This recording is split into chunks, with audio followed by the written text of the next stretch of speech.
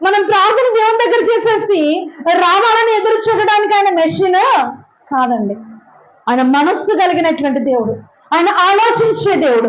ఏది నీకు మేలు కలగజేస్తుంది, ఏది నీకు మేలు కలగజేయదు, దేని ద్వారా నువ్వు లాభం పొందుకుంటావు, దేని ద్వారా నువ్వు నష్టపోతావు, ఏది నీ జీవితంలో కార్యం జరిగిస్తుంది, ఏది జరిగించదు, ఆయన అన్ని ఆలోచించి ఏది మేలుకరమో అది మాత్రమే చేసే దేవుడు. హల్లెలూయా. ఏది మనకి లాభకరమో అది మాత్రమే చేసే దేవుడు. హల్లెలూయా. దేని ద్వారా మనం నష్టపోమో అది మాత్రమే మన పట్ల జరిగించే దేవుడు. దేవునికి స్తోత్రం కలుగునుగా. వాక్యం వింటున్నటువంటి ప్రియమైన జనాంగమా, ఈ రోజు దేవాది దేవుడు మనతో మాట్లాడుతున్నటువంటి విషయాన్ని ఒక్కసారి మనం జ్ఞాపకం చేసుకుందామండి. ఆయన మనం ప్రార్థన చేసిన వెంటనే జవాబు ఇవ్వడానికి మెషిన్ కాదు. మనం చేసే ప్రతి ప్రార్థన ఆయన వింటాడు, ఆలకిస్తాడు.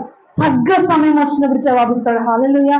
తగు విధంగా జవాబిస్తాడు. హల్లెలూయా. నీ ప్రార్థనకి అర్థమైపోయి కాదు, నీ ప్రార్థన వృధా అయిపోయి కాదు, నీ ప్రార్థనకి ఎంత మాత్రమో